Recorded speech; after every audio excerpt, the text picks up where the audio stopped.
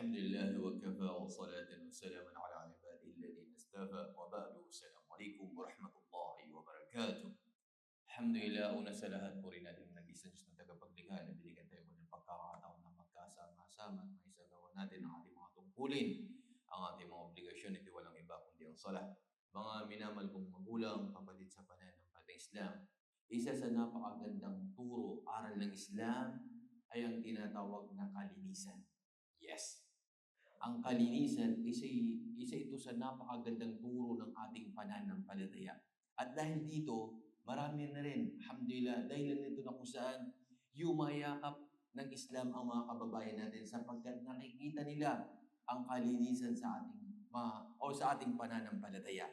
At ito tinuro sa atin ng ating dakilang tagapaglikha na kung saan minamahal ni Allah ito mga taong malilinis. Sa isang ay na binanggit, Inna Allah yuhibbut tawwabin wa yuhibbul mutatahhirin. Katotohanan na minamahal ni Allah. Ito lagi nagbabalik sa Kanya at ito mga taong lagi na ikangay nasa kalinisan. Allah Akbar. At ito'y turo ng ating pananampalataya. Ang kalinisan, may dalawa. No? Unang kalinisan panglabas. Okay? Tulad halimbawa ng pagwuwudu natin. Before tayo nagsasala, nakikita nyo, nagwuwudu tayo. Wala kayong makikitang pananampalataya ng ganito, subhanallah. Na nagtuturo, bago ka pumasok ng masjid, magwudu ka, maglinis ka. Okay kayo nasa kalagayan ng junub. O di kaya nasa kalagayan na kung saan ay ikaw o may lumabas sa'yo. Halimbawa, kailangan maliligo ka muna. Tingnan kalinisan.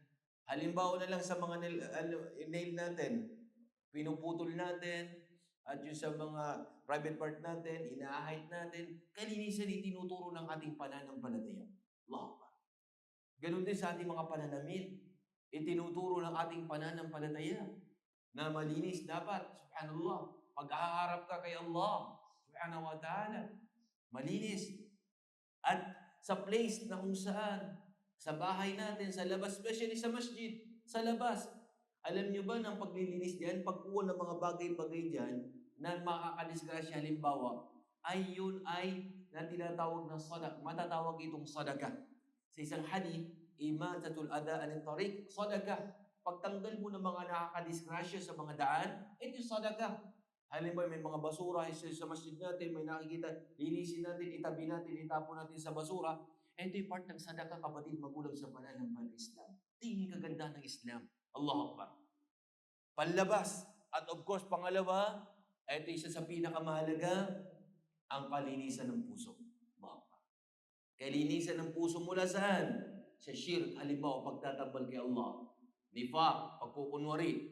Hasad, okay, inggit, takabur, pagmamalaki, at lahat pa ng sakit nito, dapat itong puso natin ay malinis.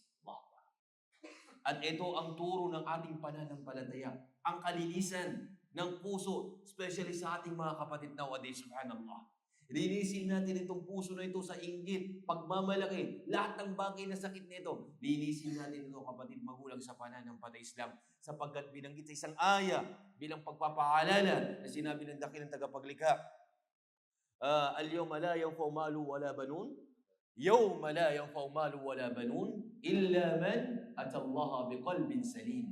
Sa araw na yan, hindi magbe-benefit sa iyo ang kayamanan, ang anak mo, day of judgment, maliban na lamang sila na binigyan ni Allah ng may malinis na puso.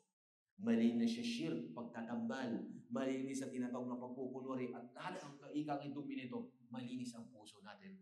Kaya mga kapatid, mga magulang sa pananampalatayang Islam, ito ang Islam. Ito ang turo ng Islam, ang kalinisan. Kaya bawat isa, linisin niya ang kanyang panlabas na pangangatawan, ang places na kung saan-saan siya, kanyang pananamit.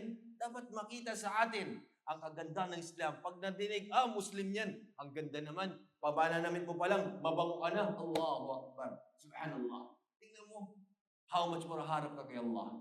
At ganun din, linisin natin ang ating mga puso sa lahat ng sakit na ito. Maraming salamat. Hanggang dito na lamang. Wa akhir da'wana anil hamdulillahi rabbil alamin. Assalamu alaikum warahmatullahi wabarakatuh.